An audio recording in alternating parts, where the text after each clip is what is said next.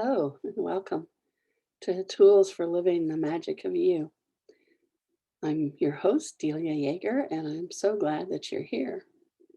Today, we're going to kind of roll back and go back to some fundamentals and a glossary of terms. So, one of the things that we think about a lot in the world is being a spiritual being or having a spirit or having a soul. um, these or higher self. These are all names for something other than kind of like the body personality that um, the regular world acknowledges, right? And there's the kind of the migration socially was migration of definitions or concepts was, first there was like a religious. I mean, first, like in the past 30, 50 years, like a religious interpretation of spirit, Holy Ghost, Spirit, Father, Son, and Holy Ghost and Spirit. And the religious kind of um, soul being reborn or um, soul purpose. And so there's a lot of religiosity and hierarchical definitions that go into um, soul, for instance, especially because soul is a religious concept. And spirit was kind of the evolution. Well, I'm not so much religious as I am spiritual. And that would be like aware of the unseen, or at least acknowledging the unseen. And there's a lot of similarities. Um, I come from a Roman Catholic background, so the, the that religion has and calls on and participates with a lot the saints and the archangels, and they act as intermediaries. They like take up your cause to God and that kind of thing. And I mean, these are all great concepts and descriptions. And if you kind of allow them to be a metaphor instead of a written in stone kind of description, then there's an ease and there's a fluidity. But a lot of times, back when we were learning religion, because we were, like in my case, I went to Catholic school every day for like the first 5 years of school, and then every third day, and then once every Friday, and then plus all that time there was a Sunday. So there was a lot of enculturation, right? Um, like in my big fat wedding, our kids go to Greek school. I grew up Roman Catholic, so I was in Catholic school all the time, and how to be Catholic and what that meant and how to live that way. And it migrated, like a lot of people, it migrated to not so much the religion because of the social structure, the hierarchical structure that makes up the Catholic Church as we know it. So you go from religious to spiritual, and in that category, the religiosity and the structure and the story still same, but maybe not so thick, or maybe outright rebelled against different times. And then, and yet that hierarchical structure is still there. And what we're seeing certainly today in the past few years is an awakening to that hierarchical structure, and how that hierarchical structure that is needing to break apart, and it's actively breaking apart now socially. Um, the hierarchical structure of the church was implanted or overlaid on the hierarchical, it was impregnated into the whole idea of spirituality. So a lot of the New Age movement and spiritual um, activities or concepts or schools of thought even maintain that hierarchy, that structure. And so even that's falling apart now. And um, growth is and change. Being live is kind of scary. Things come apart. And as things come apart, other things come together. But there is that moment where uh, things are coming apart and you don't see what's going to come together next. And so uh, that's how usually the familiar, like the structure, kind of gets dragged into the new because it's familiar. It's what's known. So um, that's a little bit of the history, but the point is that spirit actually, like weird, they both are about the realm of not body, and it can be called spiritual, it can be called divine, it can be called extrasensory, it can be called many things. It is called many things. And when you understand that there is a difference between the overlay of religiosity on all of that, or hierarchy onto all of that, then there's a spaciousness. And so when I'm using terms like spirit and spiritual, um, and even soul sometimes, but the programming is just very thick on soul. Um, it's all about the non-corporeal part of you. So the corporeal part is, corporal, right? The body. It's the cells and atoms that make up your physicality, your physical body, which is a wonderful thing. But spirit is the part of you that is not corporeal. And as usual, it gets a little confusing because spirit, in the way I use it, is like consciousness. And consciousness is that magical something, je ne sais quoi, that spark. And that spark ignites the cells and the atoms of your body. So it's what makes things live. It's the spark, right? So if you just had cells without the entity of you, the infinite part of you, the spirit of you, then uh, for then it would be kind of inanimate. I mean, it might be animate, but it's not alive. And then it's the spark of you in every cell and atom, because all cells and atoms have consciousness that really brings you to life. So body without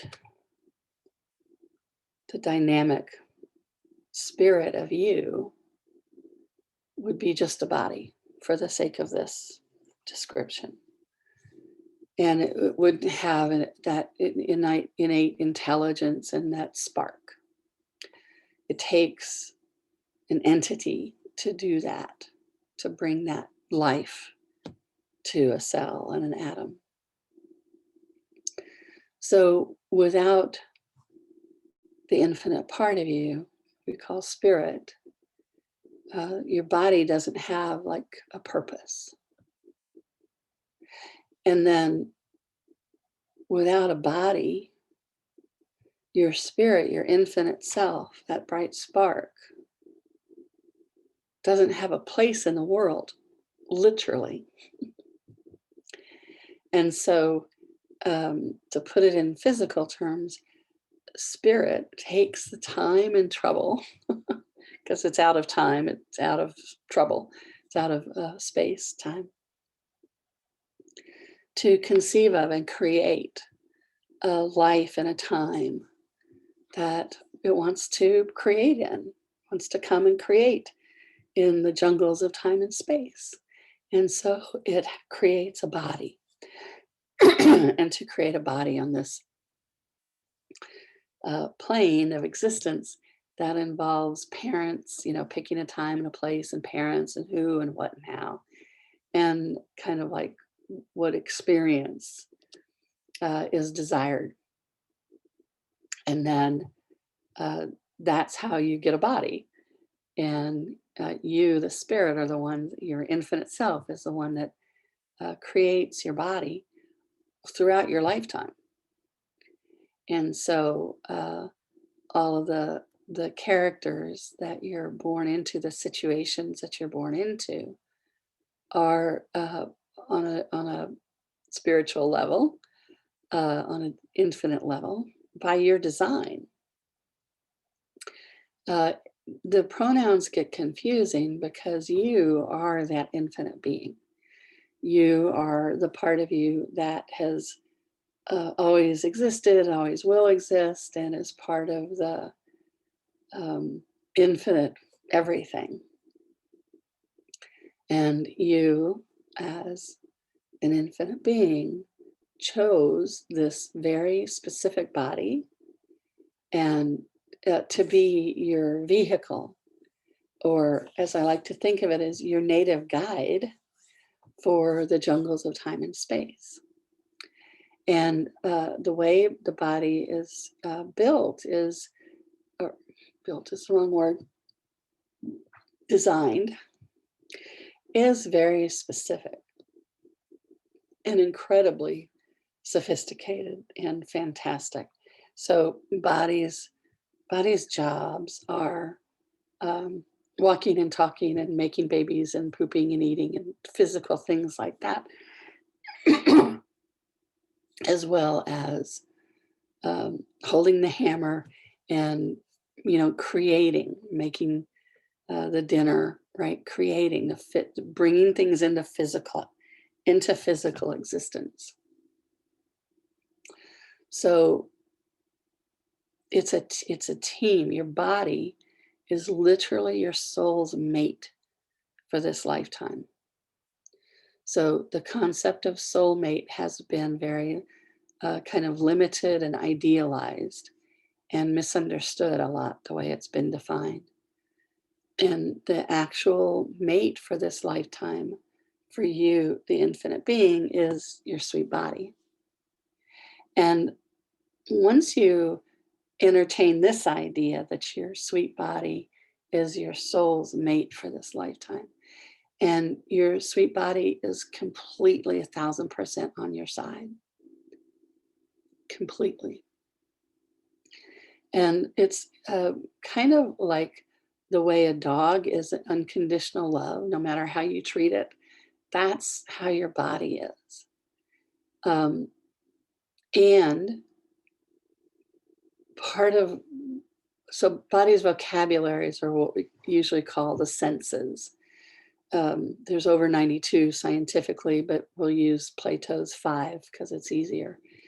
And of those 5 senses, um, like you have physical sight, but you also have clairvoyance, which is seeing energy. It's usually seeing in pictures. So people who see in pictures tend to be clairvoyant. And what that means is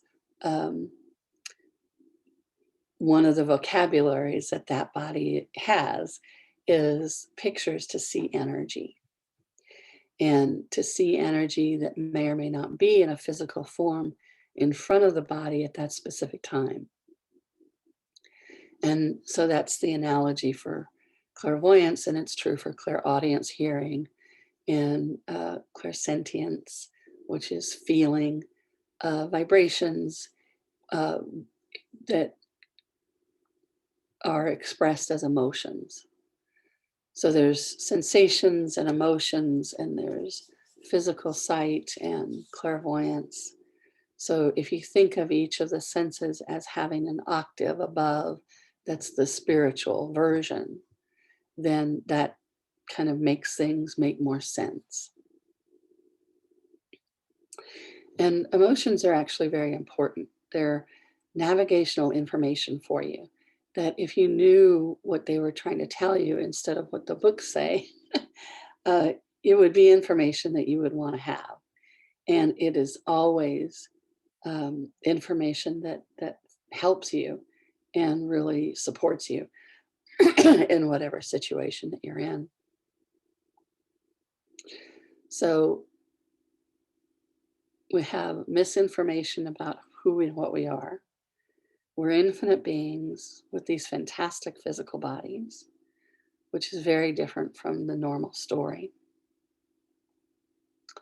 And emotions are integral parts of the navigational system and how to understand your environment so that you can make choices that are actually a contribution instead of a draining, right?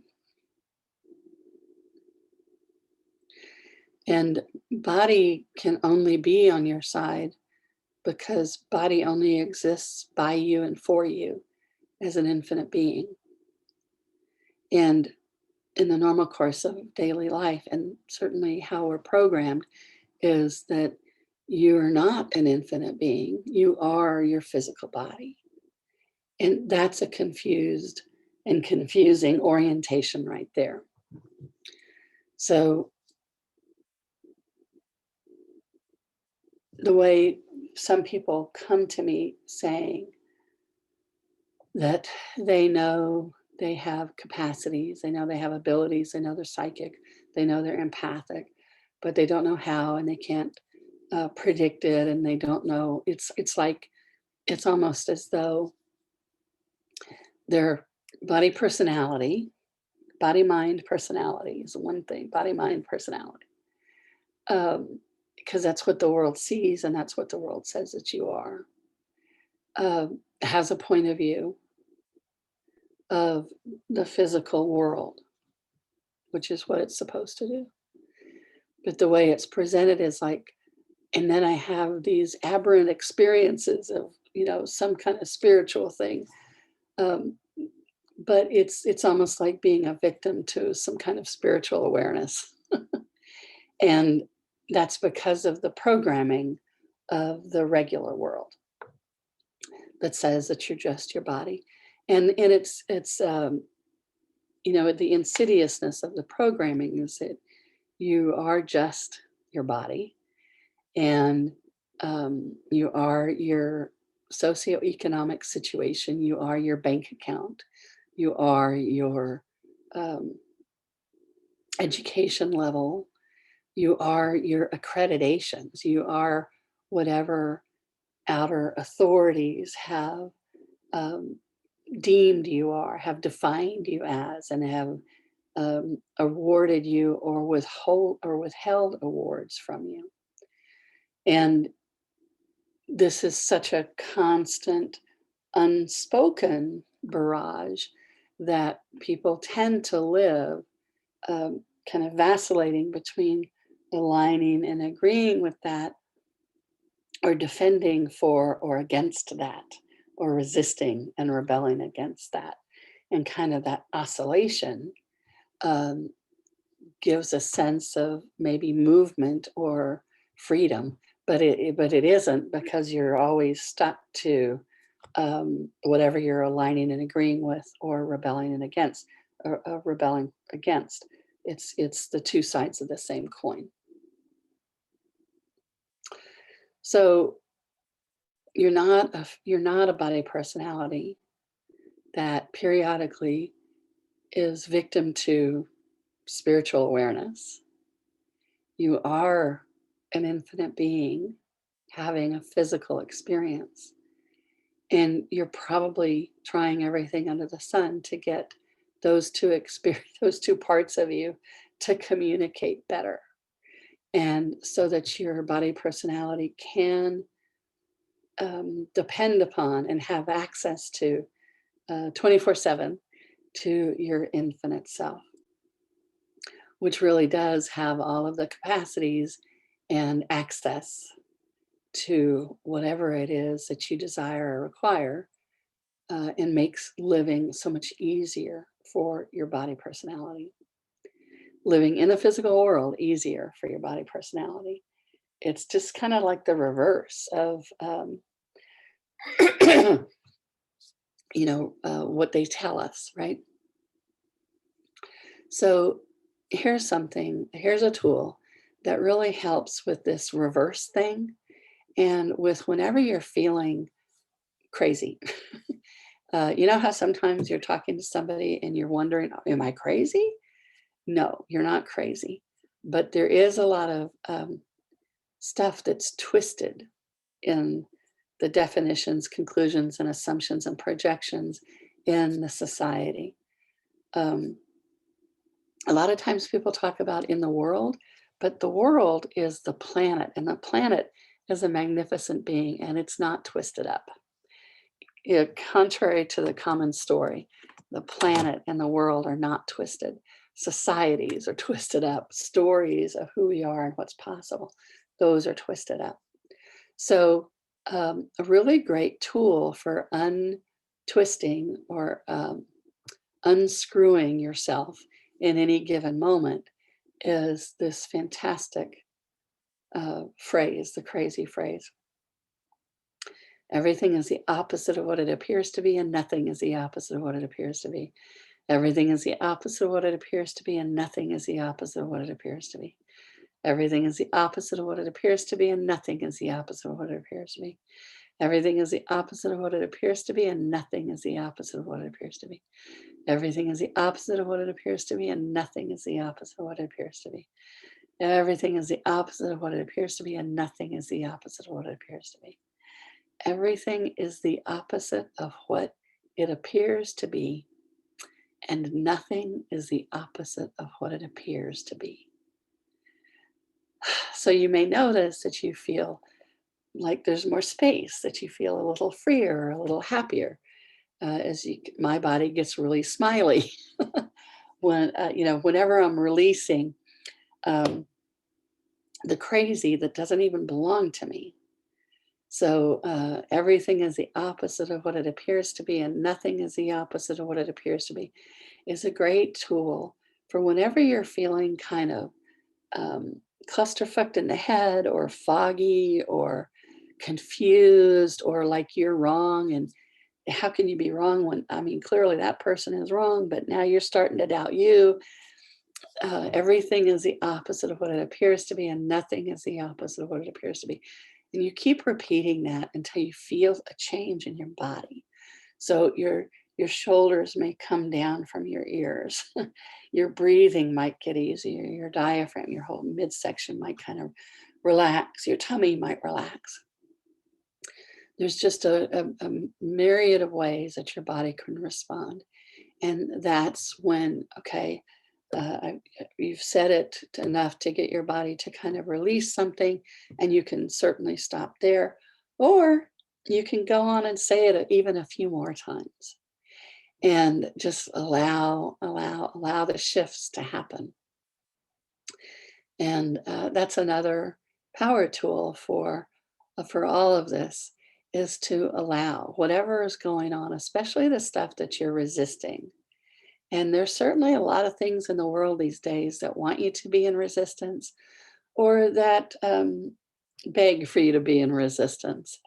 And if you will entertain the idea of, when you feel yourself resisting, what if you try the experiment of just taking a couple of nice deep breaths, maybe have your eyes closed.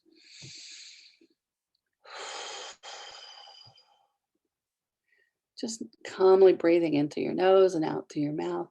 And just have the idea in your head of allow, allow, allow, allow, allow, which helps your body release all of that resistance. And by allow, when you're allowing, it's like the glass in the window. It allows that sunlight to come through. It doesn't resist the sunlight. So when you're in resistance, it's almost like you're filling up with the very thing that you're resisting.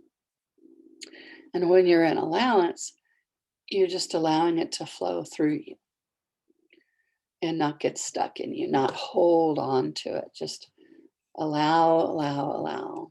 Allow that to be whatever it is and allow it to flow on through.